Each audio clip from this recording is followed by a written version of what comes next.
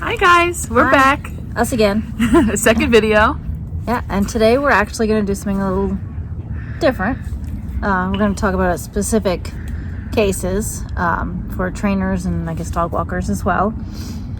In this case, we're going to be discussing one of my clients, Cletus, who's around here somewhere.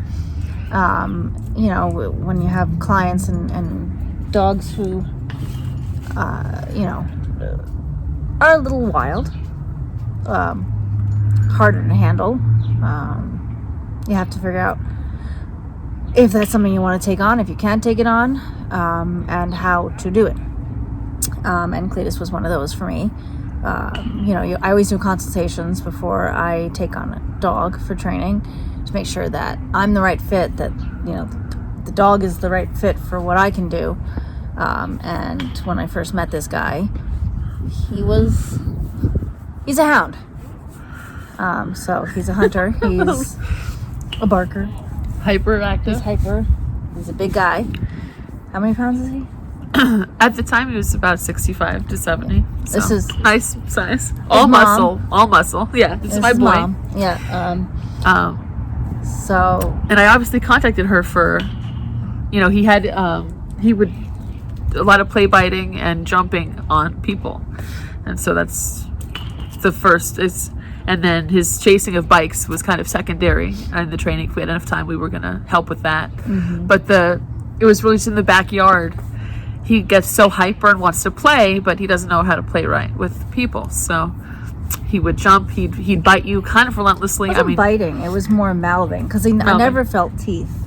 Yeah, and I mean, you know, my boyfriend and I knew it wasn't rough. You know, everyone in the house knew it was just play biting, you know. But you know, my little cousins couldn't really play with him because of that, and we didn't know how to play with him because of that, and it took its toll. Every time we came out, he would like just be in our faces, jump on us, and he's heavy. I mean, he's a big guy. Know. He's not a little dog. My boyfriend and I are like big people, and we could take it, but anyone else, you know, my mom, like, I mean, it's just, I'm small for a Yeah. trainer, you know, 5'2" here. Yeah. You know, standing up, he towers over me. But what I think is important for people to know, if you're one of those people who's looking for a trainer, is you have to be upfront about the dog. Don't, you know, downplay it, and don't hide things from the trainer, because they're going to find out during the consultation. Yeah. If you would have told me, oh, he's very sweet, he's calm. I mean, he is sweet, right. But he's calm, he never jumps, you know, he's not a handful. And I came here and I experienced what I did. Yeah. If we had you for like, I would, you know, housebreakers. I can't help you because you weren't upfront with me. Yeah. You have to be honest, and the more honest you are, the better it is for the trainer. Yeah. For the dog, for the client. And I was pretty good in the email to you. You were. She didn't sugarcoat anything. You know, we're contacting you for his problem with, you know, I mean, if he didn't have this, I wouldn't be contacting a trainer. Obviously, I was cut about it. I knew that, you know, a lot of trainers would have turned us down, you know.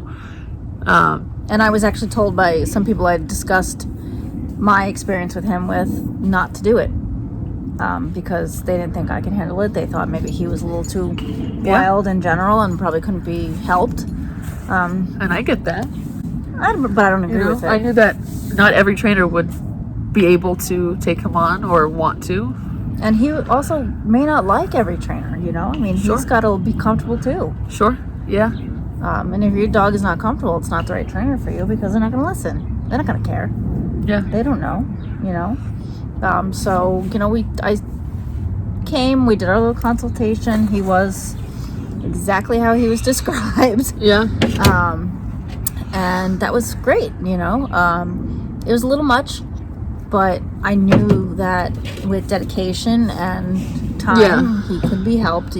Maybe not all the issues could be fixed, but could be tamed. Yeah. I mean, and obviously part of, you know, the thing about training that the clients have to understand is the trainer comes and gives us the homework to do for the week. You know, it's not a trainer coming once a week for 8-9 weeks. It's not, that's not the, it's not going to be a wand situation. No, you know? The trainer is not the one who's doing all the work. Yeah. You know, we're giving tips, we're telling you how to do things, but consistency is more important than anything. And if you're not doing the work, even when the trainer's not here, forget it. You're wasting your time and your money.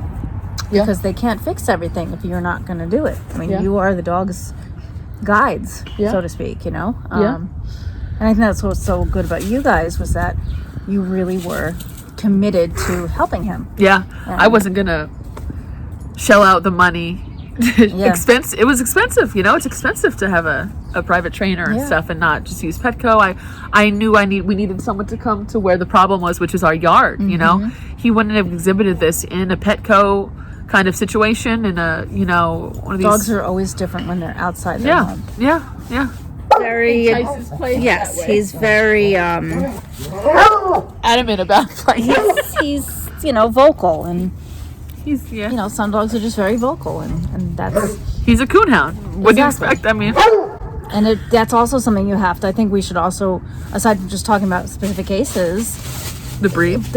the picking out the proper dog. Want to say And hi? here, say hi, Cletus. Say hi, bud. Look, Hi, loves. Cletus. Hi. What's up, buddy? What are you doing, Cletus? Cletus, say hi. Buddy. Who's a good Good boy.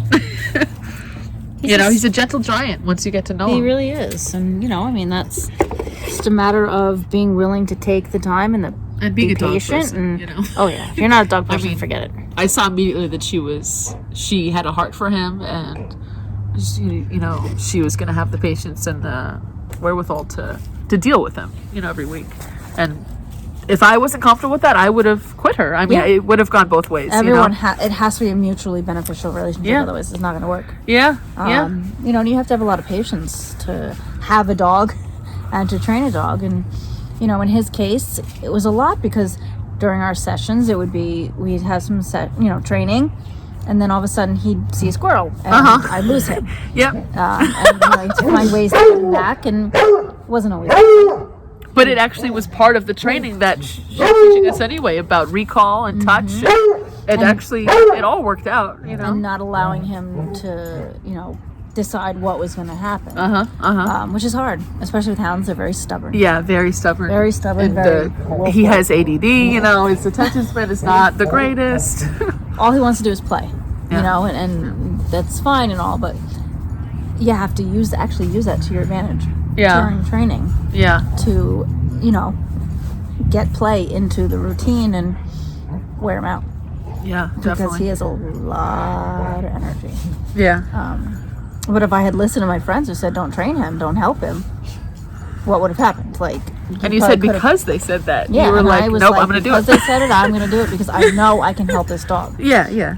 And I know that he's a good boy. I mean, he's I always attribute him to that kid that gets picked last in gym because he's so friendly, overly friendly, and has some doofiness Awkward, to him. Yeah. That was me. That was me too. Me too. I can relate. Oh, me too. But he's a sweet dog, and I always feel like you need to get to know the dog and the people before you judge them. Yeah. Yeah, we drive right away, Yeah. I mean, her dedication to him made me know she was a good trainer, a good dog mom, good dog lover, a true, dog person, that never gives up, You can't do what we do unconditional without love. being a dog lover. Yeah, You can't. It won't work.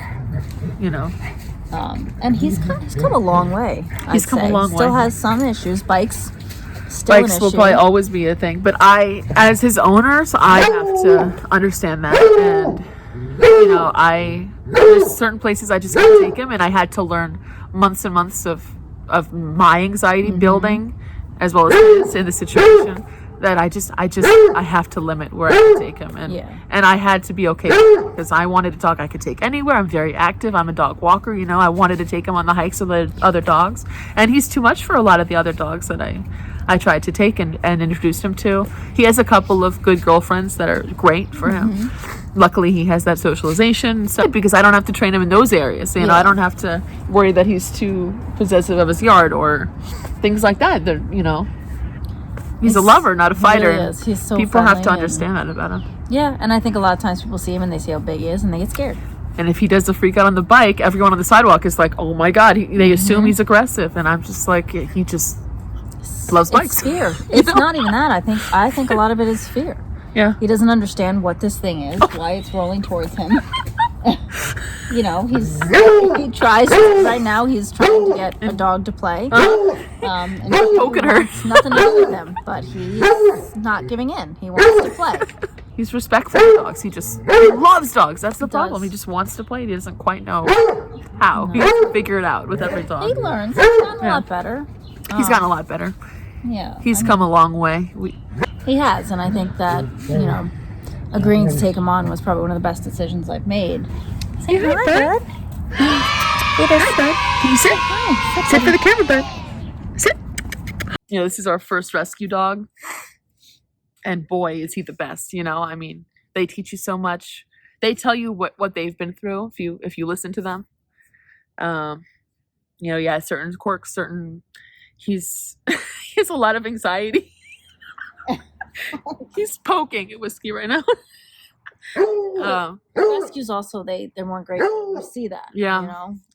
I mean, it's all worth it at the end of the day. His hyper, when he yeah. crashes in bed with us at night, I mean, he could sleep for 12 hours with us without moving. And just wants to be in between my boyfriend and I. I mean, he is just the biggest mush you can imagine, as most big dogs will show you. Yeah, most shelter dogs too. I mean, you've got to really love dogs to not give up on a rescue or a puppy, you know?